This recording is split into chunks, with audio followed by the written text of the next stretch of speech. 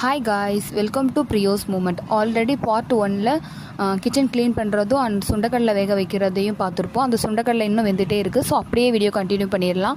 அந்த குழம்புக்கு தேவையான முக்கியமான பொருள் வெங்காயம், தக்காளி, அதை கட் பண்ணி முடிச்சுட்டு ஓகே ஃபஸ்ட்டு ஒலை வச்சிடலாம் சாப்பாடு வைக்க அப்படின்னு சொல்லிட்டு ஒலையை வச்சாச்சு. ஓகே அப்படியே கண்டினியூ பண்ணிடலாம். குழம்பு வைக்கிறதுக்கு வடச்சட்டி வச்சு எண்ணெய், கடுகு எல்லாம் போட்டுட்டு நம்ம கட் பண்ணி வச்சுருக்க வெங்காயம், தக்காளி எல்லாம் நல்லா போட்டு நல்லா வதக்கிட்டேன்.